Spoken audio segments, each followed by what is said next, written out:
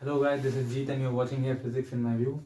तो हमारा जो इलेक्ट्रॉनिक्स था उन दो भागों में बांट लिया था। एक का नाम डिजिटल था, दूसरा नाम एनालॉग था।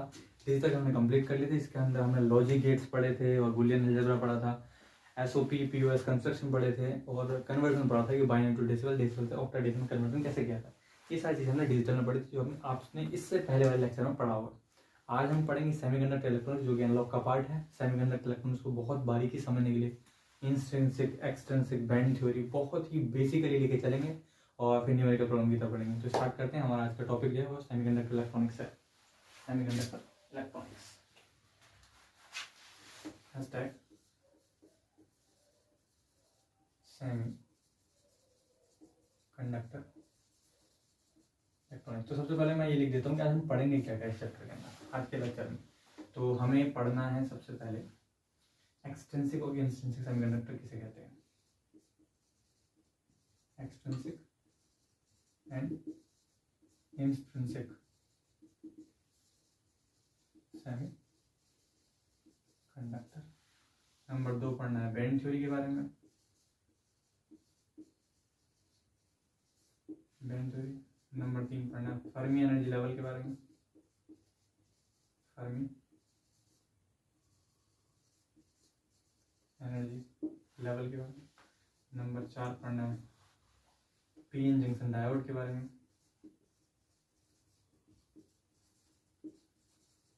और फिर पढ़ने इसके application. Number 5 application of P N junction diode, जिन्हें कहा जाता है क्या, क्लीपर और क्लैम्पर। क्लीपर और क्लैम्पर। तो पढ़ना है जेनर डायोड के बारे में। तो हमारे ये सारे टॉपिक रहेंगे और आई होप आप लोग बहुत ही बेहतरीन तरह से समझने की कोशिश करेंगे। ज़्यादातर क्वेश्चन जो बनते हैं वो बनते हैं आपके फर्मी लेवल से। फर्मी लेवल से बनते हैं और जेनर डायोड से क्वेश्चन पूछता है आपका, तो वो चीज़ देखना है। ठीक है, तो स्टार्ट करते हैं। मतलब मैं आपको एक्सटेंसिव और इंस्टेंट सेमीकंडक्टर के बारे में बताता हूँ, फिर बैंड थ्योरी के बारे में बताता हूँ। इसी क्रम में आगे बढ़ेंगे। तो इसे मिटाकर हम स्टार्ट करते हैं। सबसे पहले एक्सटेंसिव और इंस्टेंसिव सेमीकंडक्टर किसे कहते हैं। इन्हें हिंदी में क्या कहा जाता है गौरव?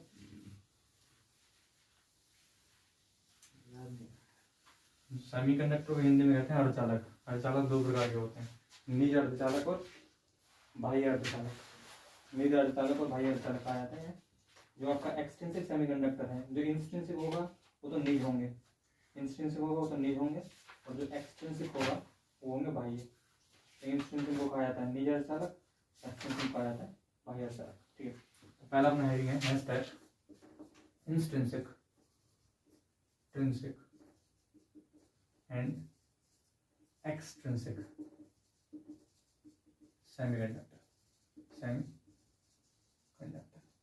इंस्ट्रिंसिक और एक्सट्रिंसिक सेमीकंडक्टर जानने से पहले हम थोड़े से सेमीकंडक्टर की डेफिनेशन मैं आपको दे देता हूँ। सेमीकंडक्टर को कंडक्टिविटी के बेस पर या number of electron, electron density के बेस पर सेपरेट किया जाता है। शुरुआत में अगर कक्षा 9 में आप पढ़ रहे हों तो कक्षा 9 में आपको मात्र इतना बताया जाता है कि कुछ जिनकी चालकता बहुत ज़्यादा होती है उन्हें चालक कहा जाता है, जिनकी चालकता बहुत कम होती है, कंडक्टिविटी वेरी कम होती है, उन्हें अचालक कहा जाता है, और जिनकी कंडक्टिविटी के बीच में होती है उन्हें अर्धचालक कहा जाता है। ठीक है, ये भी कहा जाता है कि जिनमें नंबर ऑफ इलेक्ट्रॉन बहुत ज़्यादा होते हैं उन्हें कंडक्टर कहते हैं, जिनमें बहुत कम या ना के बराबर होते हैं नॉन कंडक्टर कहते हैं, जिनका बीच में लाई करता है उसे सेमीकंडक्टर कहा जाता है। तो सेमीकंडक्टर का नाम तो हमने शुरू में सुन रखा होता है, बस बात चल रही है कि सेमीकंडक्टर कितने प्रकार के होते हैं। चलो बस सेमीकंडक्टर के बारे में थोड़ी थ्योरी लिख देता हूँ ताकि डायरेक्ट ये ना लगे। तो अपने तरह हैशटैग सेमीकंडक्टर लिखते हैं। Hashtag semiconductor, semiconductor, the material whose conductivity is greater than insulator,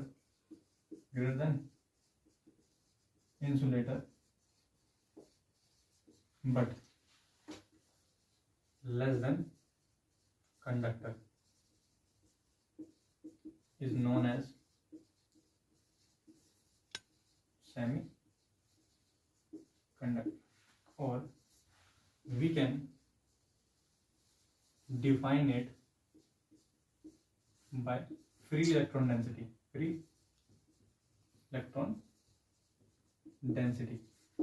and the definition will be the definition will be such type of material, the material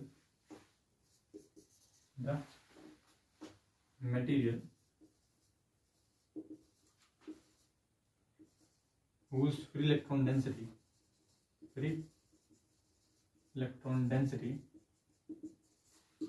is less than conductor,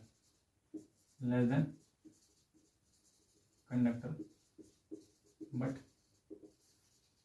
higher than insulator is called semiconductor. Semiconductor हमने पढ़ लिया है, क्या कहते हैं, दो type के होते हैं. It is of two type. इनमें आता है सबसे पहले intrinsic semiconductor, number 2 extrinsic semiconductor. ये लिखने का रीजन ये है कि पूरा जो सेमीकंडक्टर इलेक्ट्रॉनिक्स है वो थ्योरी पर बेस्ड है. अगर हम पूरी कहानी आपको सुना दूं तो आपको सुनने में अच्छी लगेगी, लेकिन अगर वो मैं सिर्फ सुना दूं, लिखूं नहीं, तो आज के टाइम में आपको समझ आएगी, कल के टाइम याद नहीं आएगी. इसलिए आप कोशिश ये करें कि जो भी चीज़ यहाँ लिखवाया जा रहा है, मोस्ट ऑफ द पोर्शन, लगभग सभी चीज़ आपको अपनी कॉपी में जरूर नोट करें, चाहे वो बेसिक से बेसिक छोटी से छोटी डेफिनेशन क्यों ना हो. ठीक है, क्योंकि इलेक्ट्रॉनिक्स में थ्योरी ज़्यादा है, उन थ्योरी से ही क्वेश्चन बनेंगे और क्वेश्चन ईजी आएंगे. बात करते हैं हम इंट्रिंसिक और एक्सट्रिंसिक सेमीकंडक्टर के. और hashtag intrinsic and extrinsic semiconductor. बहुत सिंपल है, अभी तक तो कोई दिक्कत नहीं होगा. धीरे धीरे इसमें हम अंदर जाएंगे तो माइक्रो लेवल पर जाने पता चलेगा चीजें क्या क्या बोलते हैं. नंबर 1 आपका आता है इंट्रिंसिक सेमीकंडक्टर. क्या आता है? Intrinsic semiconductor. इन्हें कहा जाता है निज अर्धचालक.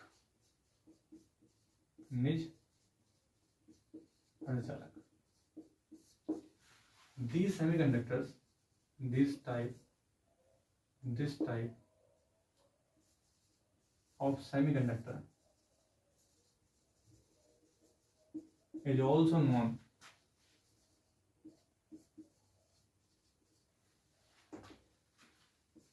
by natural semiconductor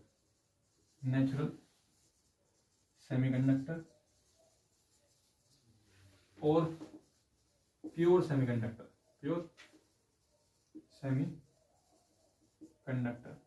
ठीक है. और the semiconductor without any external impurity is known as extrinsic semiconductor.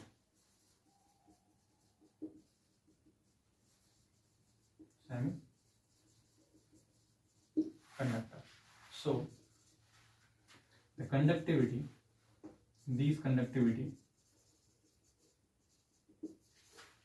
is not so high,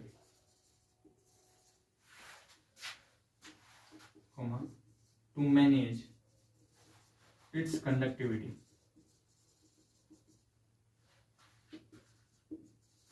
We doped external impurity in it, and then extrinsic semiconductor are made. Extrinsic semiconductor are made. I hope समझ में आ रहा हो क्या बात चल रही है. अब बात करते हैं एक्सट्रिंसिक सेमीकंडक्टर. मैंने जैसे बता ही दिया किसे कहते हैं, कि जब कभी निज अर्धचालक में कोई बाहरी अपद्रव्य, मतलब कोई एक्सटर्नल डोपिंग की जाएगी, तब उसे एक्सट्रिंसिक सेमीकंडक्टर कहा जाएगा.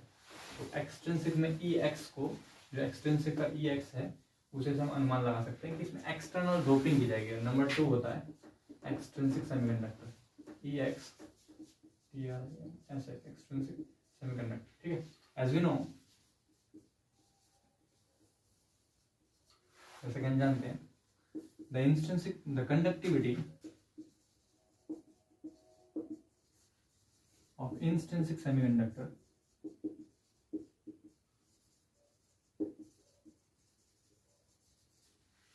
is very low. So to increase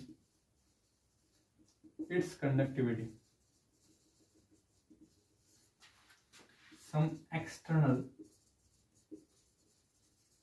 elements are doped in it.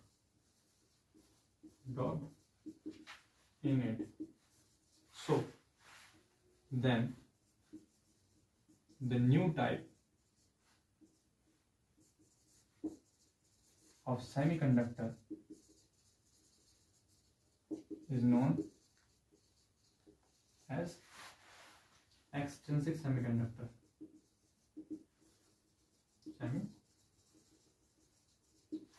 So you can say very well, extrinsic semiconductor जो होता है, extrinsic semiconductor की कंडक्टिविटी की बात करें सिग्मा, तो वो ज्यादा होगी किससे? इंट्रिंसिक से, मीन्स इंट्रिंसिक सेमीकंडक्टर। ये तो कोई डाउट ही नहीं है, सेमीकंडक्टर। ठीक है, अगर बात करें एग्जांपल क्या होते हैं, एग्जांपल होते हैं पी टाइप या एन टाइप सेमीकंडक्टर, तुमने पढ़ा होगा। तो एक्सटेंसिव कैसे होते हैं? दो टाइप के होते हैं, पी टाइप और एन टाइप। मैं डोपिंग करके बना के दिखाता हूँ। पहले आपको नॉर्मल सेमीकंडक्टर के बारे में बताता हूँ, समझ में आ गया? बात करते हैं नॉर्मल सेमीकंडक्टर किसे कहते हैं। अगर आपने आवर्त सारणी पढ़ी हो, उदाहरण के लिए अगर आपको कहा जाए कि चावल में, मान लो आप एक डीलर हो, दुकानदार हो जो कि गेहूं चावल बेचते हैं, उन्हें क्या कहा जाता है? राशन वाले जो होते हैं। तो उनके पास बहुत बड़ी मात्रा में क्या होता है? चावल गेहूं होते हैं। तो उन्हें क्या करना होता है? अगर घपला करना होता है तो चावल में वो पत्थर मिलाते हैं, और मजे की बात होती है पत्थर को सफेद मिलाते हैं, दाल में पत्थर मिलाते हैं, दाल के कलर का मिलाते हैं। तुम नोटिस करा है? चावल में पत्थर सफेद मिलाएंगे, दाल में दाल के कलर का मिलाएंगे, गेहूं में गेहूं के कलर का पत्थर मिलाएंगे। क्यों मिलाते हैं? ताकि उसके साथ वो एडजस्ट हो जाए और जो ग्राहक आ रहा है उसे पता ना चले। तो उसी प्रकार अगर आप आवर्त सारणी देखें, पीरियोडिक टेबल, तो पीरियोडिक टेबल में आपको देखने को मिलेगा आवर्त सारणी में यहाँ पर जो ब्लॉक होता है उसका नाम एस ब्लॉक होता है। क्योंकि एस ब्लॉक में 2 ऑर्बिटल होते हैं तो ये 2 खाने होते हैं। ऐसे यहाँ पर जो होता है कितना होता है? डी ऑर्बिटल होता है। ऑर्बिटल नहीं कहते थे, ब्लॉक कहते हैं, डी ब्लॉक कहते हैं। डी ब्लॉक में कितने खाने होते हैं? 5 खाने होते हैं। तो 5 खाने में कितने इलेक्ट्रॉन आ सकते हैं? 10 इलेक्ट्रॉन आ सकते हैं। यहाँ 10 डिब्बे होते हैं। 2 खाने में कितने इलेक्ट्रॉन आ सकते हैं? 4। तो यहाँ 4 डिब्बे होते हैं। 4 होते हैं।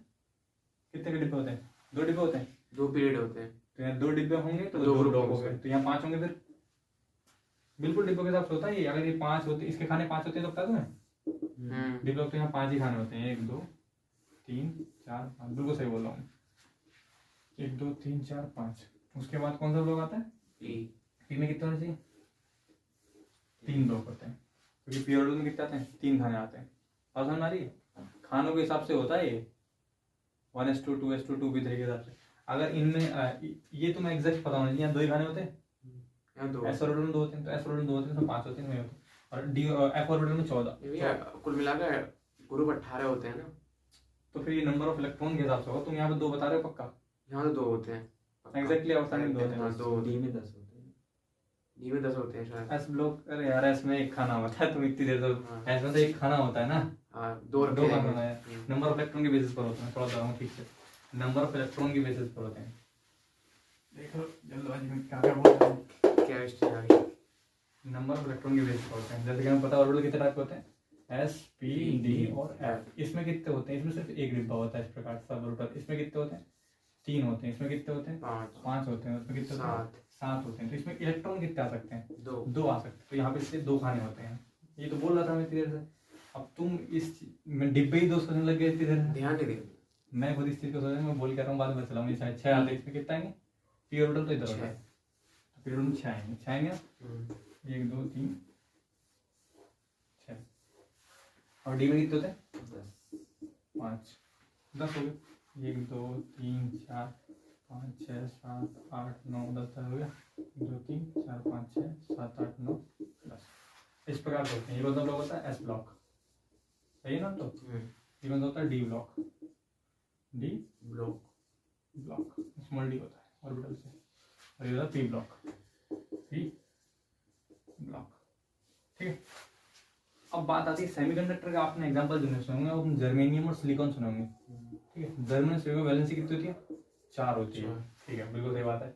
और इन्हीं की फैमिली में कार्बन भी आता है। अभी बताओ इनमें से कौन से आवर्तनिक कौन से लोग 14 होता है? 42 होता है कार्बन का। 14 ग्रुप में रखे जाएंगे। कार्बन 14, 10 2 12 पी ब्लॉक में आएंगे। 10 2 12 और 13 14 यहाँ आएंगे पक्का। Let me check. कार्बन 14 होता है, 2 और 8 10 और 4 14, ये हो गया 1s2 2s2 2p6 6 7 8 और 3s 4 3s2 3p2 3p2, मतलब p और 2 दूसरे में आएंगे, है ना। पी ब्लॉक में दूसरे नंबर पे आएंगे, तो बिल्कुल सही, यहाँ पर पाए जाते हैं। तो वैसे सिलिकॉन जर्मेनियम सब, अब यहाँ पे क्या आता है? यहाँ पे सी आता है ऊपर, फिर यहाँ पे एस आता है, फिर जी आता है, फिर एसएन आता है, फिर पी भी आता है, इस तरीके के आते हैं। अब आवर्त सारणी में क्या करते हैं हम? अगर हमें इसमें डोपिंग करनी है, जैसे मैंने कहा ये सेमीकंडक्टर है, ये सेमीकंडक्टर है, और बहुत ज्यादा डीप में पढ़ेंगे तो आपको पता चलेगा कि नीचे जाने पर आपको देखना है कि इलेक्ट्रिक पोटेंशियल में कितना वेरिएशन आ रहा है, मानक इलेक्ट्रोड विभव में परिवर्तन, उसके आधार पर लीकेज करंट भी डिसाइड किया था, वो आगे जब आएगी तो बताऊंगा। फिलहाल आप बेसिकली जानने की कोशिश करेंगे कि अगर इस ग्रुप की बात करें तो इस ग्रुप में क्या है कि सबकी वैलेंसीज 4 ही हैं, इसमें हमें डोपिंग करनी है जर्मेनियम और सिलिकॉन में। तो हम क्या करेंगे? हम कहीं दूर से कोई एलिमेंट नहीं लेके आएंगे, इसके पास वाले का ही कोई एलिमेंट, यहाँ वाले का या यहाँ वाले की डोपिंग करेंगे। रीजन इज कि आवर्त सारणी में बाएं से दाएं जाने पर या ऊपर से नीचे जाने पर उनके गुणों में परिवर्तन आता है। और ठीक एक, जैसे कि मैंने कहा कि आप एक कॉलम भी चेंज कर रहे हैं तो प्रॉपर्टी में चेंजेस आए होंगे, लेकिन एक कॉलम कंपेयर में ये जो सेकंड कॉलम में जाओगे यहाँ प्रॉपर्टी में ज्यादा आपको चेंजिंग दिखाई देंगे। तो अगर आपको सिमिलर कोई चीज चाहिए जिससे हम कंडक्टिविटी बढ़ा सकें, मतलब नंबर ऑफ चार्ज की चेंज कर पाए, तो उसके लिए हमें या तो इससे या इससे निकटवर्ती ब्लॉक से ही लेना पड़ेगा। तो इससे पीछे जो 4 वैलेंसी पहले 3 वैलेंसी आती है और फिर 4 वैलेंसी वाले 5 वैलेंसी आती है, इसलिए हम या तो ट्राइवैलेंट या पेंटावैलेंट इम्प्यूरिटी मिलाते हैं। बात समझ में आ रही है? तो ट्राइवैलेंट इम्प्यूरिटी क्या मिलाते हैं? एल्युमिनियम मिलाते हैं, तो एल्युमिनियम लिख दे रहा हूँ, और पेंटावैलेंट में फास्फोरस मिलाते हैं। तो जब एल्युमिनियम मिलाते हैं और फास्फोरस मिलाते हैं, इस मिलाने के आधार पर एक्सट्रिंसिक सेमीकंडक्टर 2 प्रकार के बनेंगे। आई होप आपको ये रीजन समझ में आ गया होगा कि हम इन्हें ही क्यों मिलाते हैं, बिकॉज बाकी जो मिलाएंगे हम इस ग्रुप का तो कोई मिला सकते हैं, इस ग्रुप का नहीं मिला सकते, क्योंकि उसकी प्रॉपर्टी से मैच नहीं कर पाएगी। समझ में?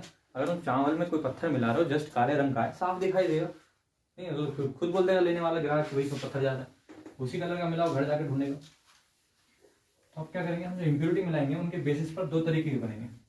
बताओ ऐसे लोग में 2 क्यों बोला था मैं? इलेक्ट्रॉन में चला गया था, ऐसे लोग में 2 बोल दिया मैंने। थोड़ा वो बातों में लगे थे ना, तो कंफ्यूज हो गया। तो हाँ, हमने क्या पढ़ा कि हमने ये पढ़ा कि आप जो इम्प्योरिटी मिला सकते हैं वो 2 प्रकार के मिला सकते हैं जर्मेनियम सिलिकॉन में, या तो ट्राइवैलेंट या पेंटावैलेंट। क्यों? बिकॉज पेरियोडिक टेबल में बाएं से दाएं जाने पर प्रॉपर्टीज चेंज होती हैं। तो इस चीज को मैं रिमार्क में बता रहा हूँ और इसको याद रखेंगे, बिकॉज इंटरव्यूअर में इनसे पूछ सकता है उसने कि इन्हें ही क्यों मिलाते हैं। ठीक है, तो रिमार्क में लिखते हैं remark.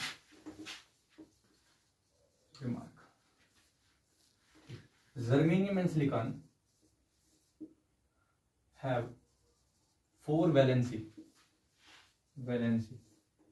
and kept in p block.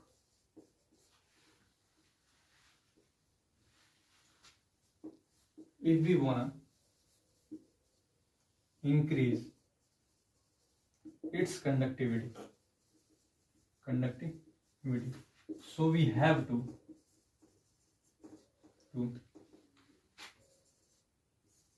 dope the impurity from nearby सब ब्लॉक लिखता हूँ ना, नियरबाई सब blocks which can be 3 valent or 5 valent, because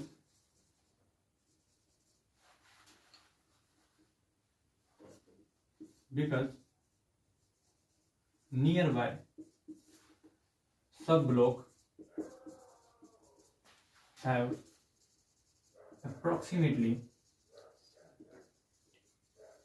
same physical or chemical property, और chemical property, so it is quite adjustable by intrinsic germanium or silicon, germanium and silicon, germanium and silicon. I hope ये बात समझ में आ गई होगी।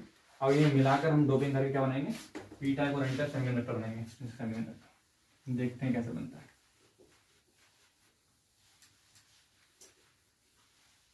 ठीक, hashtag formation of P type and N type semiconductor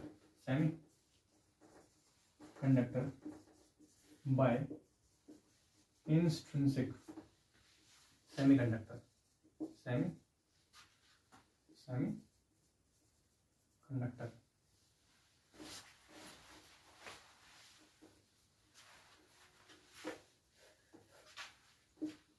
क्या लिखा आपने, formation of P type and N type semiconductor by intrinsic semiconductor. Number 1, first case, when trivalent, तो पहले pentavalent में आते हैं, when pentavalent impurity is dropped। अगर याद ना आए तो PCl5 को याद रखेंगे, फास्फोरस 5 वैलेंसी के साथ जुड़ा होता है इसके साथ, इसका मतलब फास्फोरस पेंटावैलेंट। तो कैसे हम पहले नेचुरल लिखेंगे, जैसे इंस्टेंसिक कहते हैं, हम इंस्टेंसिक का डायग्राम बना रहा हूँ और यहाँ पे एक्सटेंसिक का डायग्राम। तो इंस्टेंसिक में क्या होगा कि सिर्फ प्योर सेमीकंडक्टर लेंगे। तो आपकी इच्छा, जर्मेनियम लिखना पसंद करते हैं सिलिकॉन, मैं सिलिकॉन लिखना पसंद करता हूँ, मैं सिलिकॉन लेके चल रहा हूँ। ठीक है, तो इंस्टेंसिक इधर बना रहा हूँ मैं, इंस्ट्रिंसिक सेमीकंडक्टर। तो जर्मेनियम सिलिकॉन बोला था, सिलिकॉन इसका इलेक्ट्रॉन ऐसा बना रहा हूँ, 4 होते हैं, इसे लुईस संरचना कहते हैं, अगर आपको थोड़ा बहुत 11 का याद हो।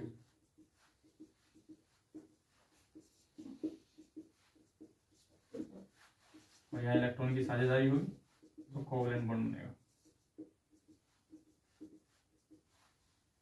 इधर ऊपर भी होगा क्योंकि बहुत सारे एटम हो सकते हैं सिस्टम के अंदर।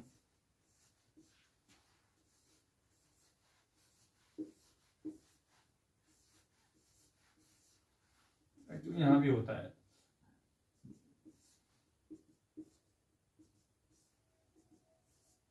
हमारी बात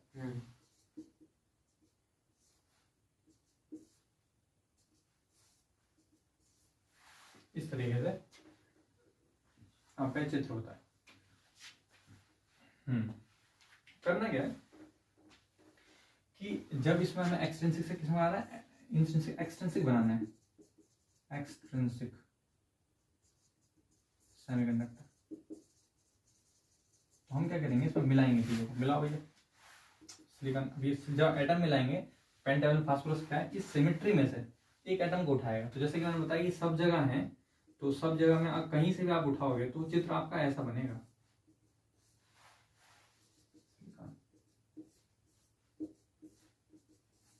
जैसे आप ये उठा रहे हो तो इसके चारों ओर दिखाना पड़ेगा आपको सिमेट्री से। मैं ये उठा के दिखाऊं तो ये वाली चीज उठाई जाएगी, ये वाली, ठीक है।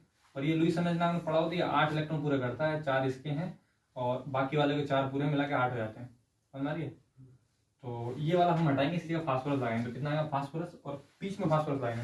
अब फास्फोरस की वैलेंसी कितनी होती है, वैलेंसी 5 होती है। वैलेंसी किसे कहते हैं, valency defined by number of electron extra energy level, मतलब जो सबसे बड़ा आउटर मोस्ट एनर्जी लेवल होगा उसको नंबर ऑफ इलेक्ट्रॉन वैलेंसी कहते हैं, ठीक है। तो अब जैसे कि इसमें हमने सिलिकॉन में देखा कि यहाँ पे 4 इलेक्ट्रॉन दिखाए जा रहे हैं, 1 2 3 4, वैसे फास्फोरस में 5 दिखाए जाएंगे। तो यहाँ फास्फोरस बनाएंगे पी और 5 दिखाएंगे, 1 2 3 4 और 5, बस हमारे। और सिलिकॉन लिखेंगे वही, बाकी सब सिमेट्री है।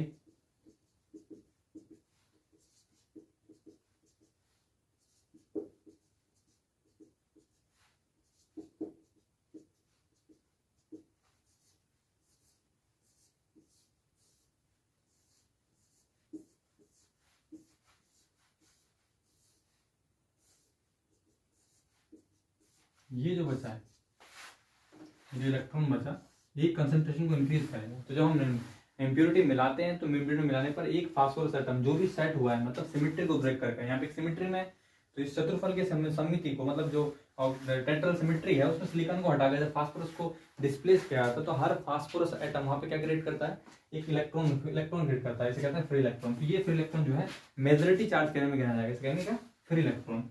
और मेजॉरिटी चार्ज एरिया में क्यों गिना जाएगा, बिकॉज ऑफ ऐसे ऐसे बहुत सारे इलेक्ट्रॉन जाएंगे क्योंकि किसी एक साइड द्वारा इतने प्रोड्यूस किया जा रहे हैं। और नंबर ऑफ जो डोपिंग होती है वास्तव में वो मिनिमम डोपिंग 1:10⁸ की होती है। लिख दे रहा हूं मैं, लिख दे रहा हूं यहाँ पे, remark the minimum doping ratio, the minimum doping ratio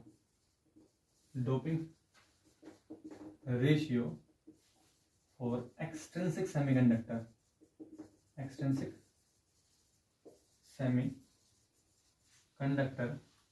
is 1:10⁸। मतलब 10⁸ अगर सिलिकॉन परमाणु है तो उसमें कम से कम तुम्हें एक उसके कंपेयर में फास्फोरस अणु डालना पड़ेगा। The minimum doping ratio for the external semiconductor is 1:10⁸। If we dope below this ratio, मतलब इससे कम डालते हैं, below this ratio, then it behaves like intrinsic semiconductor। मतलब उन्होंने मानक रख दिया है कि इसके नीचे अगर वो इससे कम डोपिंग करते हो तो उसको भले ही से थोड़ा बहुत रेगुलेट चेंज आए कंडक्टिविटी पर, वो इंट्रिंसिक नहीं माना जाएगा। तो मैंने आपको बताया कि यहाँ पर 10⁸ जब एक में मिला रहे हैं तो इस प्रकार से पूरे में आपके बहुत संख्या पर मान लीजिए परमाणु की संख्या तो बहुत ज्यादा होगी, लाख करोड़ों में, तो उसके कंपेयर में क्या होगा, नंबर ऑफ फ्री इलेक्ट्रॉन्स भी बहुत ज्यादा जाएंगे। तो हमने जाना कि जो एन टाइप सेमीकंडक्टर होते हैं, अभी इस पर चार्ज क्या होता है, यह फ्री इलेक्ट्रॉन, क्या है, फ्री इलेक्ट्रॉन, यहाँ पे एन आ गया, तो ये एन टाइप सेमीकंडक्टर चार्ज कैसा होता है, उसका नेगेटिव होता है, ठीक है। तो एन से एन टाइप सेमीकंडक्टर। और याद रखेंगे यहाँ पर जो फास्फोरस डाला गया है, उस फास्फोरस ने एक इलेक्ट्रॉन दिया है, तो फास्फोरस वाला जो एटम होता है उसे कहते हैं डोनर एटम। क्या कहते हैं, डोनर एटम। बात समझ, इनका भी अपना एक एनर्जी लेवल होता है जिसे कहते हैं डोनर एनर्जी लेवल। जो वर्ड आएगा तो मैं आपको बता दूंगा, बस आप याद रखेंगे कि डोनर वर्ड किस में आएगा, एन टाइप में आता है, क्योंकि एन टाइप में हम ऐसा चीज मिलाते हैं जो इलेक्ट्रॉन डोनेट करता है। क्या करता है, डोनेट। तो ये डोनर एनर्जी लेवल होता है, डोनर एटम कहलाते हैं, ठीक है। Here phosphorus atom donate electron and make positive ion, that's why they are called donor ions। बात समझ आ गई।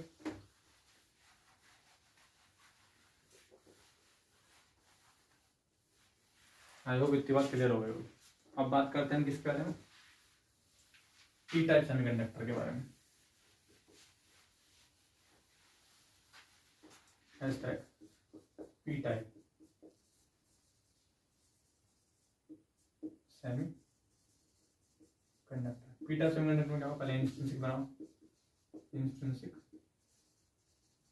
सेमीकंडक्टर। क्या करेंगे, सिलिकॉन ले लिया, 1 electron 2 electron 3 electron 4 electron, silicon ले लिया, 1 electron 2 electron 3 electron 4 electron, silicon ले लिया, 1 इलेक्ट्रॉन 2 इलेक्ट्रॉन 3 इलेक्ट्रॉन 4 इलेक्ट्रॉन। क्या चीजें हैं, 4।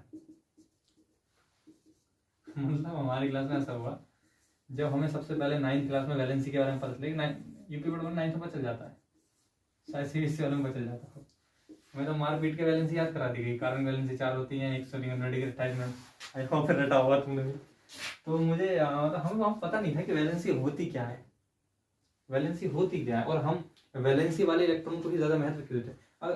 एक सोच कर देखिए आप, कि कल्पना करके देखिए कि आपके पास एक परमाणु है, परमाणु में K सेल है, अंदर इलेक्ट्रॉन है, जो बाहर का इलेक्ट्रॉन है उसे निकालने के लिए ज्यादा एनर्जी देनी पड़ेगी, अंदर वाले इलेक्ट्रॉन को देने के लिए ज्यादा एनर्जी देनी पड़ेगी, अंदर वाले ज्यादा देनी पड़ेगी। अब बात आती है थोड़ी बहुत केमिकल रिएक्शंस जो होती हैं उनमें प्रोड्यूस होने वाली एनर्जी थोड़े लेवल की होती है। अब न्यूक्लियर रिएक्शन में होती है मेगा इलेक्ट्रॉन लेवल की। तो अब कम लेवल की एनर्जी में क्या होता है, सबसे पहले आउटर मोस्ट एनर्जी लेवल के इलेक्ट्रॉन्स ही सहभागिता दिखाते हैं। इसलिए हम मानते हैं कि किसी तत्व की जो केमिकल रिएक्शंस हैं उनमें भूमिका अगर नापनी है तो सिर्फ बाहर वाले इलेक्ट्रॉन के जरिए भी नापी जा सकती है। और जबरदस्ती केमिस्ट्री के एक्साइटेड स्टेट में आते हैं, कुछ इलेक्ट्रॉन ऊपर आ जाते हैं, फिर अपवाद पैदा होते हैं, वहां आकर केमिस्ट्री बुरी लगने लगती है और हम फिजिक्स में आ जाते हैं। वैसे केमिस्ट्री सुंदर है, जहां तक एटम वेटम जहाँ फिजिक्स झलकती है वहां तक केमिस्ट्री बेखौफ सुंदर है। जब रटना पड़ता है कि यही बेंजीन की यहाँ पर बॉन्ड लगा सकते हैं, वहां बॉन्ड लगाते हैं, कुल मिला के गोल गोल बॉन्ड लगाते हैं। सुना वाला resonance delocalisation of secondary bonds. तो मतलब बहुत सारे जब अपवाद आते हैं तो वो केमिस्ट्री की सुंदरता को खराब कर देते हैं मेरे हिसाब से। जब सब चीजें रटनी पड़ी तो क्या मजा। और हमारे फिजिक्स वालों में क्या 4-5 चीज रटते हैं, तो उसमें अगर टीचर ने रटवा दी तो फिर बच्चा बोलता है यार ये रटवा दी, उसमें मना रह जाता है बच्चे को, बोला यार ये रटना पड़ा 4-5 चीजें। और केमिस्ट्री में आपका लगभग 70% वहां पर रटा ही हुआ होता है, शायद 70% रटा रहता है केमिस्ट्री में। अब क्या करते हैं, इंस्टेंसिक सेमी क्या बनाना है, एक्सटेंसिक सेमीकंडक्टर बनाना है। एक्सटेंसिक सेमी कंडक्टर बनाना है, बताओ भाई कैसे बनेगा। इसमें क्या मिलाना है हमें, ट्राइवेलेंट, तो कितना होता है AlCl3। क्या कुछ और भी है हमारे पास। इसमें एल्यूमिनियम मिला, एल्यूमिनियम कितनी वैलेंसी होती है, देखो 3 मिला है, ऐसे पता जाए ना। एल्यूमिनियम 3 क्लोरीन से मिला है, एल्यूमिनियम 3 क्लोरीन से ऐड हो रहा है, इसका मतलब इसकी वैलेंसी कितनी है 3 है। अगर तुम्हें याद नहीं आ रहा तो कंपाउंड याद करें, समझ रहे। कंपाउंड याद करते आपको याद आएगा जितने लोग मिलता है उतनी वैलेंसी होती है। बच्चों ने ये ट्रिक बनाई थी, इसकी वैलेंसी इसके पास होती है, इसकी वैलेंसी इसके पास, क्लोरीन की हो गई है, और वो किसी काम की नहीं है इसका। यहाँ लगता है एल्यूमिनियम, क्योंकि आगे जाके पता चल रहा है किसी की वैलेंसी 12 हो जा रही है, 6 हो जा रही है, ऐसे भी होते हैं। जब 8 पढ़ाई जा रही है कि साझेदारी 8 की होती है, फिर आपको कुछ ऐसा बात मिलेगी जिसमें 12 भी साझेदारी हो जा रही है, 4 की हो जा रही है, वो स्टेबल भी है। क्या ऐसे क्या मतलब ये क्या भरोसा कर ले, हम विश्वास नहीं कर सकते हैं। तो वही सिमेट्री है आपकी क्षेत्रफल की सममिति, और उसमें से ये एल्युमिनियम जो है इसको डिस्प्लेस करेगा, तो यहाँ पर लिखेंगे एल्युमिनियम और 3 इलेक्ट्रॉन आएंगे, 1 2 3, और ऊपर सिलिकॉन 1 2, सिलिकॉन हिंदी में से सिलिकॉन कहते हैं और अंग्रेजी में सिलिकॉन कहते हैं, सही तो है। तो आप देखेंगे प्रत्येक एक सेट में जो है यहाँ पर इलेक्ट्रॉन तो है, पर यहाँ पर उससे बॉन्ड बनाने के लिए कोई चीज अवेलेबल नहीं है। तो इसको थियोराइज कैसे करते हैं, जो आपको बताना होता है तो आप ऐसे बनाते हैं। जनरली जब कभी इंस्टेंसिक सेमीकंडक्टर में, जैसे निच अर्धचालक कहा जाता है या शुद्ध अर्धचालक कहा जाता है, उसमें कोई ट्राइवेलेंट इंप्योरिटी मिलाई जाती है, तो जैसा कि थर्मल इक्विलिब्रियम स्टेबिलिटी यह कहती है कि साम्यावस्था में आने के लिए उस डोपिंग के एलिमेंट को, उसके प्रत्येक एटम को सिमेट्री ब्रेक करते हुए किसी एक सिलिकॉन एटम को डिस्प्लेस करना होगा और सममिति बनी रहे। सममिति का मतलब ऐसा कभी नहीं हो सकता यहाँ भी एल्यूमिनियम आ जाए और यहाँ भी एल्यूमिनियम आ जाए, मतलब सममिति बरकरार रखते हुए, सिमेट्री को बरकरार रखते हुए इक्विलिब्रियम स्टेट मानने के लिए एक एक सिलिकॉन एटम को डिस्प्लेस किया जाता है, और ऐसे डिस्प्लेस किया जाता है कि एक एल्यूमिनियम के चारों ओर सिलिकॉन ही अवेलेबल हो। ऐसी स्थिति में उस एल्यूमिनियम की, जैसे हम जानते हैं 3 वैलेंसी होती है, तो 3 तरफ के सिलिकॉन एटम बिल्कुल जबरदस्त सुंदर कोवलेंट बॉन्ड बना लेते हैं, जबकि जो चौथी तरफ का कोवलेंट बॉन्ड बनने वाला होता है उसके लिए सिलिकॉन का इलेक्ट्रॉन तो अपने देने को तैयार होता है, पर यहाँ पर एल्यूमिनियम के पास कोई इलेक्ट्रॉन अवेलेबल नहीं होता। लेकिन अब ये अंतराकाश जो है स्पेस है, ये हमारा बाहरी स्पेस जैसा होता नहीं, क्योंकि एटॉमिक स्पेस है, परमाणु केंद्र की बात चलिए ना, तो एटॉमिक स्पेस है। एटॉमिक स्पेस मतलब यहाँ भी चार्ज है, यहाँ भी चार्ज है, यहाँ भी चार्ज है, यहाँ भी चार्ज है, यहाँ भी चार्ज है, तो इसके कॉरेस्पॉन्डिंग रेस्पेक्ट में वॉइड अर्थात एक बिना चार्ज वाली स्थिति दिखाई देगी, जिसे हम वॉइड कहते हैं। तो उसे हम ऐसे रिप्रेजेंट करेंगे, इस वॉइड को ही होल कहा जाता है, और रेस्पेक्टिव अगर नेगेटिव तो इसमें पॉजिटिव चार्ज होता है। चार्ज कैसा होता है, पॉजिटिव चार्ज।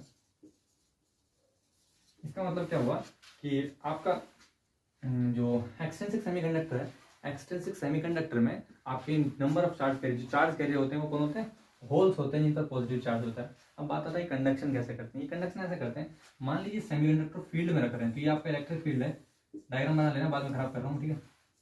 इलेक्ट्रिक फील्ड में मैंने रख दिया, तो इलेक्ट्रिक फील्ड में रखें तो क्या होगा कि जो फ्री इलेक्ट्रॉन है उस इलेक्ट्रॉन पर क्या लगेगा, फील्ड द्वारा फोर्स लगेगा। और हम जानते हैं F=QE से, F=QE से, तो इलेक्ट्रिक फील्ड जो है वो फोर्स लगाती है नेगेटिव चार्ज करेगा अपोजिट डायरेक्शन में। तो ये इलेक्ट्रॉन क्या करेगा, ये इलेक्ट्रॉन इधर मूव करेगा, जब इलेक्ट्रॉन इधर मूव करेगा तो ये इलेक्ट्रॉन इधर आ जाएगा और होल आगे चले जाएगा। तो हमें ऐसा लगेगा कि हम ऐसी कल्पना कर सकते हैं कि फील्ड की दिशा में होल आगे बढ़ रहा है।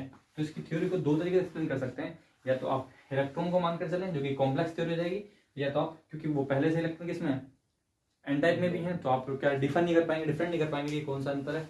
तो आप क्या करेंगे, होल मान के चलेंगे और मानेंगे कि पी टाइप सेमीकंडक्टर में, because of P type semiconductor है, इसमें फील्ड की डायरेक्शन में होल मूव करते हैं। क्या मूव करते हैं, होल मूव करते हैं, और इस पर पॉजिटिव चार्ज होता है पी से P type semiconductor. I hope आप समझ गए होंगे।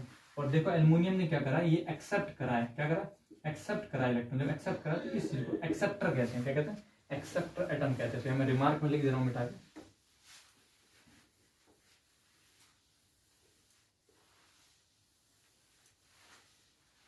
remark,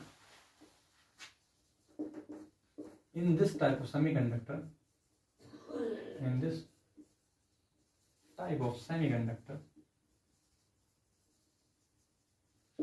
aluminum accept the electron. That's why these atoms are called, these aluminum atoms are called acceptor atom. I hope आपको ये थ्योरी समझ में आ गई होगी, P type N type semiconductor कैसे बनता है। अब बात आती है, अगर इन्हीं चीजों को बैंड थ्योरी के आधार पर समझाएं तो कैसे समझाएंगे। बैंड थ्योरी एक अलग थ्योरी है जो पूरे एक्सप्लेनेशन को एक छोटे रीजन में बिल्कुल शांत शब्दों में बता देती है। बिकॉज ऑफ अगर आप एक एक चीज को लेकर चलें कि पार्टिकल यहाँ पर है, वो फर्मी डार्क स्टेट्स का पालन करता है, ये वो, तो आपको क्या होगा, ज्यादा कॉम्प्लेक्स हो जाएगा। तो बैंड थ्योरी जो है वो एक्सप्लेन करेगी इसे इजी वे में। तो हम थोड़ा बैंड थ्योरी के बारे में जानते हैं। मान लो आपको पता होना चाहिए पी टाइप सेमीकंडक्टर किसे कहते हैं, एन टाइप सेमीकंडक्टर किसे कहते हैं। पी टाइप में क्या होते हैं, एक्सेप्टर एनर्जी लेवल होता है, और एन टाइप में क्या होता है, डोनेटर एनर्जी लेवल होता है। ठीक है, सॉरी डोनर होता है, डोनर एनर्जी लेवल। तो अब बात करते हैं थोड़ा बैंड थ्योरी के बारे में। ठीक, hashtag band theory. Band theory, जब कभी क्रिस्टल की फॉर्मेशन होती है तो क्रिस्टल के फॉर्मेशन के दौरान क्या होता है कि बहुत सारे एटम्स पास पास आते हैं। उनका पास आना इस बात पर डिपेंड करता है कि उनका मानक इलेक्ट्रॉन विभव या न्यूक्लियर रिपल्सन कितना है। उदाहरण के तौर पर अगर आप देखें HCl की बात करें, जैसे कि HCl के अंदर कौन सी बॉन्डिंग है, आप मुझे एग्जांपल देंगे, आयोनिक बॉन्डिंग है या कोवलेंट बॉन्डिंग है या सब कोवलेंट बॉन्डिंग है, कौन सी बॉन्डिंग है भाई? Hydrogen bonding. HCl में हाइड्रोजन बॉन्डिंग है,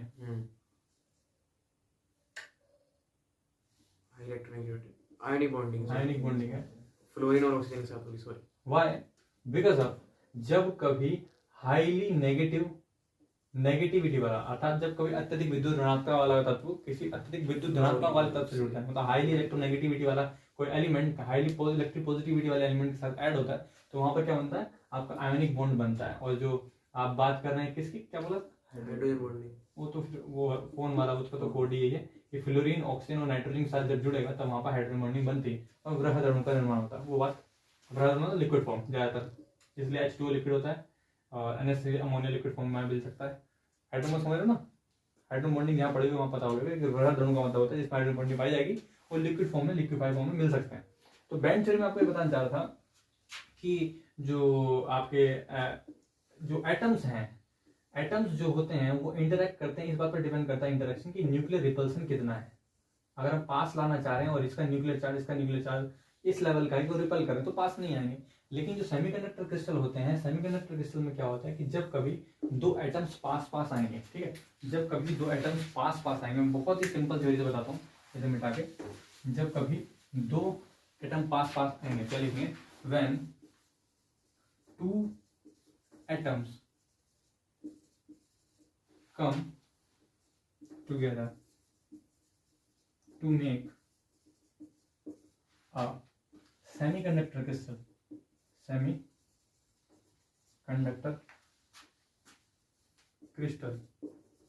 then this happen, तब ये घटित होता है। ये एटम है, ये एटम है, ये न्यूक्लियस है, ये इसका न्यूक्लियस है, ये हो गया, ये हो गया, ये हो गया, ये हो गया, ये हो गया, KLMN, इसको ऐसे समझ सकते हैं, जब कभी किसी क्रिस्टल का निर्माण होता है और क्रिस्टल के निर्माण के दौरान ड्यूरिंग द फैब्रिकेशन या फॉर्मेशन ऑफ द क्रिस्टल, जब दो एटम पास पास आते हैं तो उनके आउटर मोस्ट एनर्जी लेवल जो कि एनर्जी से मिलकर बने होते हैं वो आपस में अध्यारोपित हो जाते हैं। और हम जानते हैं एनर्जी जो है एसोसिएटेड है इलेक्ट्रॉन से, और इलेक्ट्रॉन का अपने पर्सनल वेव फंक्शन है। तो ये वाला इलेक्ट्रॉन का वेव फंक्शन और इस वाले इलेक्ट्रॉन का वेव फंक्शन जो होता है ओवरलैप हो जाता है, जिससे नेट एनर्जी लेवल जो है स्प्लिट हो जाती है और एक बैंड का फॉर्म ले लेती है। क्या बन जाती है, बैंड को फॉर्म ले लेती है। इस बैंड को हम क्या कहते हैं, इस बैंड को हम एनर्जी बैंड कहते हैं। तो मैं संक्षेप में मैंने आपको बताया ये कि आप जब किसी के सामने रिप्रेजेंट करेंगे तो आपको ऐसे बताना पड़ेगा कि जब कभी किसी क्रिस्टल के निर्माण के दौरान जब कभी एटम परस्पर पास आते हैं तो उस पास आने के दौरान क्या होता है कि आउटर मोस्ट एनर्जी लेवल जो होते हैं, जो कि एनर्जी सेल्स हैं, आपस में ओवरलैप हो जाते हैं और नेट एवरेज लेवल जो है स्प्लिट हो जाता है और बैंड का फॉर्म लेता है। इस बैंड को हम एनर्जी बैंड कहते हैं। इसको इस तरीके से समझ सकते हैं कि अगर आपके मान लो सिलिकॉन है आपके पास जिसके आउटरमोस्ट में 4 है, या आपको सिलिकॉन का इलेक्ट्रॉन कितना होता है? फर्स्ट सिलिकॉन ओ एटॉम नंबर बताओ, एटॉम में सिलिकॉन कितना होता है?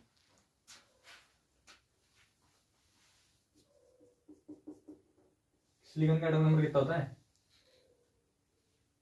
30 ऊपर होता है क्या? से नीचे आता है। सिलिकॉन का एटॉम नंबर 30 ऊपर होता है क्या?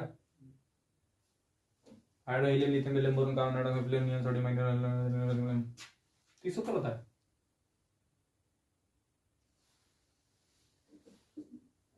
कार्बन का एग्जांपल देता हूँ, कार्बन का एग्जांपल देख लो कार्बन है, कार्बन कितना होता है?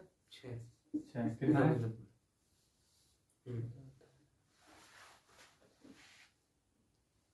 Hydrogen helium lithium beryllium boron carbon 14 होता है सिलिकॉन का यार। फिर तो सही तो लिख रहा था। सिलिकॉन का 30 ऊपर कहाँ पहुंच गया? देखो सिलिकॉन का 14 होना चाहिए तो। अच्छा इसलिए कोड ट्रिक देख लेते हैं ना। ये पी ब्लॉक था, पी ब्लॉक में क्या था? चमन सिंह, चमन सिंह है तो इसका 6 है, ठीक है। तो ये कितना है? 14 है। कितने गए? 8 का है। यहाँ से चलता है 2 8 18 बच्चे से चलता है क्या? अगला जर्मेनियम है, जर्मेनियम कितना होना चाहिए? 32 होना चाहिए। चलो हमें तो सिलिकॉन से मतलब है। सिलिकॉन कितना हो गया? 14 हो गया। इसी तरीके से जुड़ता है। ठीक है ठीक है ठीक है। सिलिकॉन कितना हो गया? 14। सेल को तो रिप्रेजेंट करता है, ये सेल को रिप्रेजेंट करता है। सही जोड़ दिया हम, बिल्कुल सही। तो मैंने बताया आपको कि जर्मेनियम सिलिकॉन में 14 होता है, तो सिलिकॉन का 14 का नाम बताओ। सिलिकॉन का 14 हो गया, इसको मिटाते हैं। ठीक है, बता क्या था? एटॉमिक नंबर बता दिया मुझे, बता क्या था? बैंड फॉर्मेशन बता। तो सिलिकॉन का एटॉमिक नंबर कितना हो गया? 14 हो गया, और इलेक्ट्रॉन कॉन्बिनेशन 2,8 10। इसका मतलब हमने पहले कार्बन का 14 लिखा है कहीं? नहीं, पीछे की थ्योरी में मुझे ऐसा लग रहा है। नहीं, मुझे ऐसा लग रहा है मैंने इलेक्ट्रॉन विन्यास किसका लिखा था? पीछे इलेक्ट्रॉन विन्यास मैंने लिखा है किसी का? अभी कुछ देर पहले मैंने इलेक्ट्रॉनिक विन्यास लिखा है किसी का? लिखा तो है। मैंने कार्बन का लिखा था और उसके पीरियोडिक टेबल से एग्जांपल दिया था कि वो कहाँ होगा, आई थिंक। तो करेक्ट कर लेंगे। कार्बन का 6 होता पता होना चाहिए। सिलिकॉन 14 हो गया, 2 8 10 और 4 14 हो गया, और इसको लिखेंगे 1s2 2s2 2p6 और 3s2 3p2। ठीक है, तो आउटरमोस्ट एनर्जी लेवल कैसे दिखाएंगे? ये हो गया s ऑर्बिटल और ये हो गया s ऑर्बिटल हो गया, ठीक है। और फिर ये आ गया p ऑर्बिटल। अब क्या होंगे? ये है 3s2 और 2p6 दिखा देता हूँ। 2p6 3s2 3p2। तो क्या होगा? ये एक एटम का एनर्जी लेवल है। अगर उसके साथ दूसरा एटम भी उसके साथ ओवरलैप कर जाएगा तो आउटरमोस्ट एनर्जी लेवल जो है वो स्प्लिट हो जाएंगे इस तरीके से, और ये एक एनर्जी लेवल 2 जगह बढ़ जाएगा। और फिर क्वांटम मैकेनिक्स के जरिए हम प्रूफ कर सकते हैं कि इलेक्ट्रॉन यहाँ भी पाया जा सकता है, इलेक्ट्रॉन यहाँ भी पाया जा सकता है, पर इलेक्ट्रॉन यहाँ नहीं पाया जा सकता। इस हिसाब से यहाँ पर बैंड थ्योरी का जन्म होता है। उसे कहा जाता है फॉरबिडन रीजन। क्या कहते हैं? Forbidden region. ठीक है, तो हमने ये बताया, इसमें ये बताया गया है जो ऑर्बिटल थ्योरी के द्वारा बताया गया, जब कभी एटम परस्पर पास आते हैं तो वास्तव में सेल तो ओवरलैप होते हैं, लेकिन सेल के अंदर सब ऑर्बिटल्स होते हैं। उन सब ऑर्बिटल में ओवरलैपिंग होने के बाद तो नेट एनर्जी लेवल है वो स्प्लिट होता है। उसके अंदर ऐसा क्वांटम मैकेनिकल रीजन भी आता है जहाँ इलेक्ट्रॉन नहीं पाया सकता, उसे क्या कहते हैं? फॉरबिडन एनर्जी रीजन कहते हैं। इसको ज्यादा कॉम्प्लेक्स ना करते हुए ये माना जाता है कि बैंड कितने प्रकार के होते हैं। ऊपर वाले बैंड को कंडक्शन बैंड कहते हैं, नीचे वाले बैंड को वैलेंस बैंड कहते हैं। ठीक है, तो बैंड थ्योरी के हिसाब से बैंड जो होते हैं वो 3 प्रकार के होते हैं।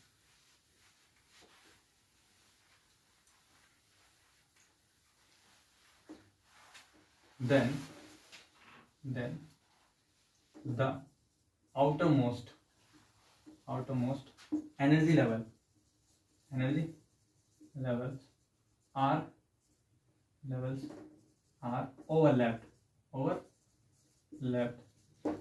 and net energy level is split and take a form of band. The band could be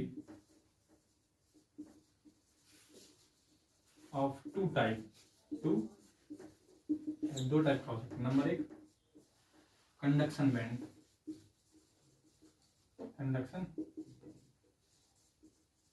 band. In this band, only those electrons live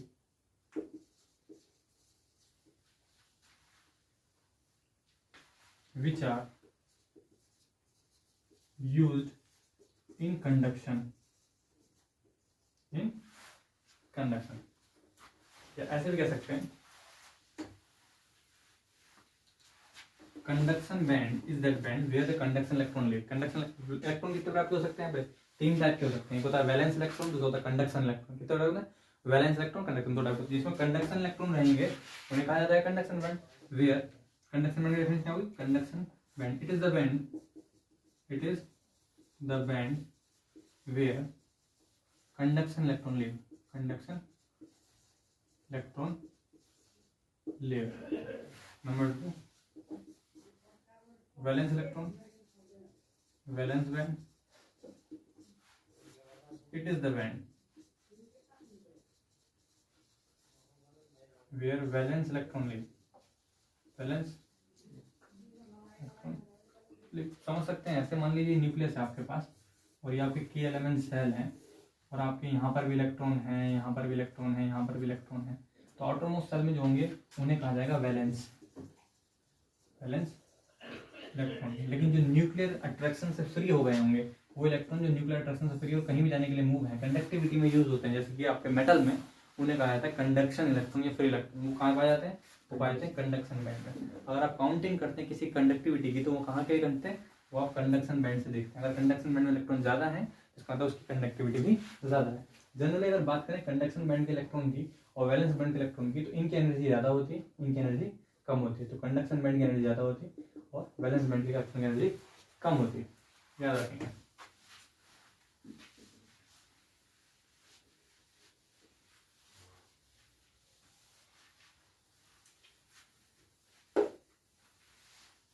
तो इस चीज को लिखते हैं हम स्टार बना के. The energy of conduction band, में कंडक्शन इलेक्ट्रॉन भी कह सकते हैं. Conduction electron is comparatively higher than valence band. कैसे बनाते हैं डायग्राम को? ऊपर वाले बैंड को कहते हैं क्या? Conduction band. नीचे वाले क्या कहते हैं? Valence band. तो यहाँ पर भी इलेक्ट्रॉन अवेलेबल हो सकते हैं और यहाँ पर भी इलेक्ट्रॉन अवेलेबल हो सकते हैं. एक बेस्ट कंडक्टर का ये फील रहता है full.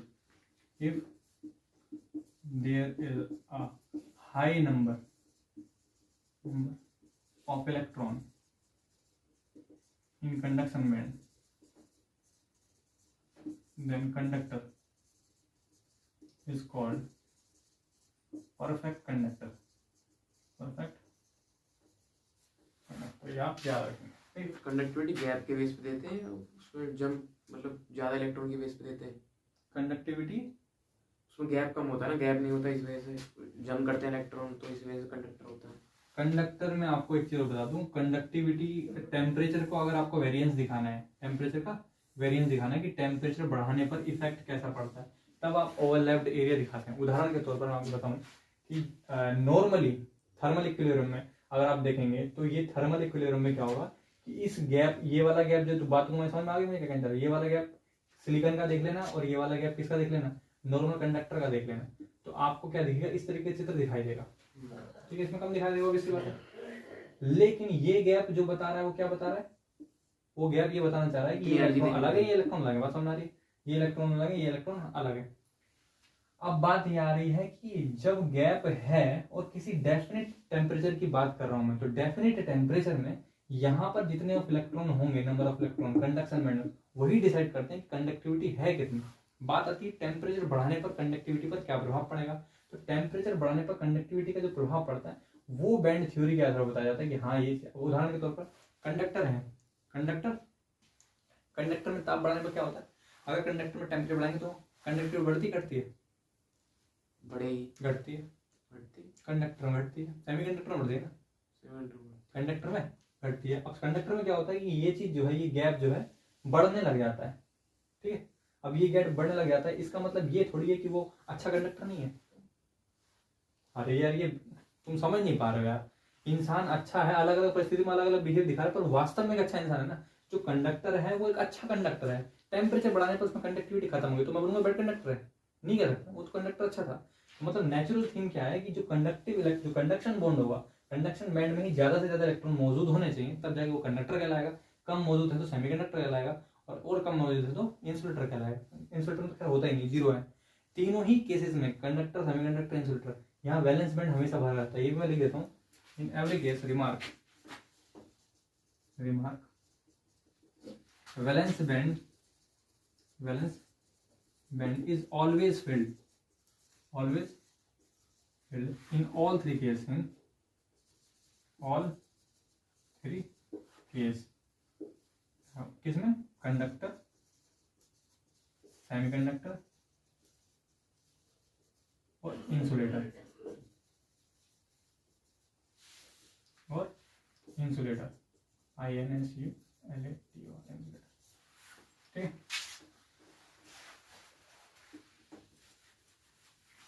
Valence band is always filled in all three cases, either it is conductor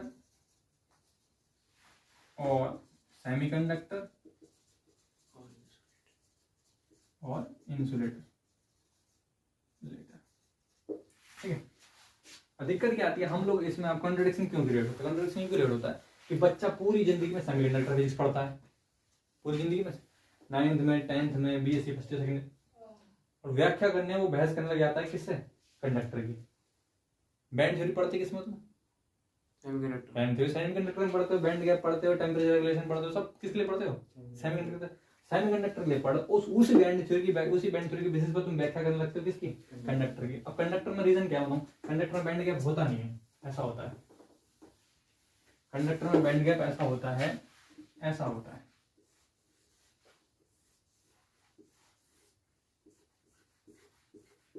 अब जरा ये सोचने वाली बात है, कंडक्टर में जब बैंड गैप नहीं है तो तुम अलग अलग क्यों बोल रहे हो कि नीचे वाला बैलेंस है, ऊपर वाला कंडक्शन है? जब सब कुछ ही मिला हुआ है तो फिर बैंड गैप ही नहीं है, तो फिर कैसे तुमने सेपरेट किया ये वैलेंस बैंड है, कंडक्शन बैंड है?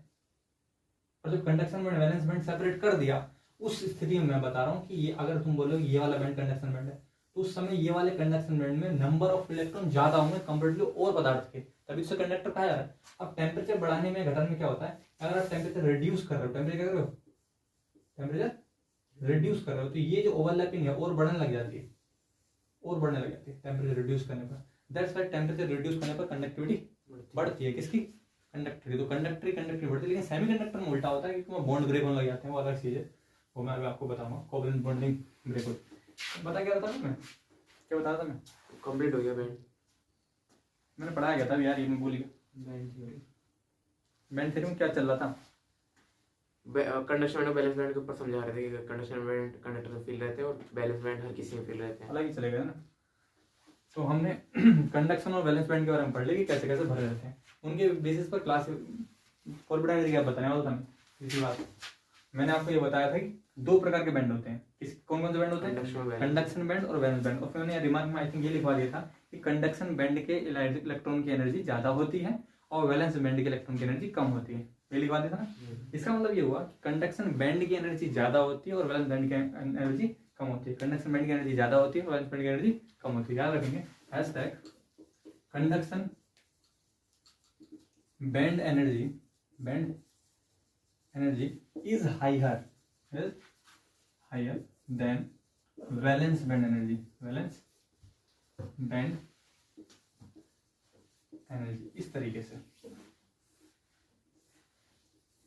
इसलिए आपका जो डायग्राम होता है इसे एनर्जी डायग्राम कहा जाता है। ये ई और एक्स के बीच में खिंचता है, ई और एक्स के बीच में खिंचता है। तो आप देखेंगे ऊपर जाने पे एनर्जी बढ़ रही है, तो ये वाला वैलेंस बैंड जो है इसकी एनर्जी कम है, वैलेंस और इसकी एनर्जी क्या है?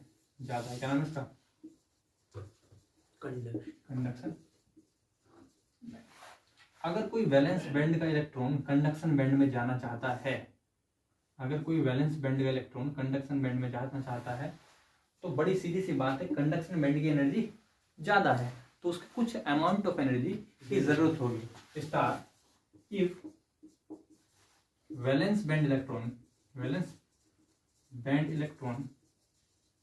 wants to reach in conduction band then it needs a certain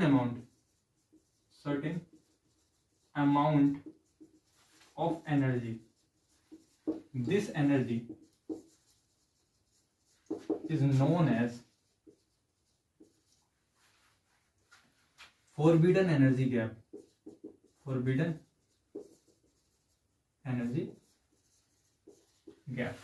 उदाहरण के लिए अगर आपसे पूछे कि वैलेंस बैंड का मात्रक क्या होता है तो आप बोल सकते हैं कोई मात्रक नहीं होता, it is band. Conduction band का मात्रक क्या होता है, कोई मात्रक नहीं होता, it is band. But forbidden energy band का मात्रक होता है, what is the requirement of energy. So we can से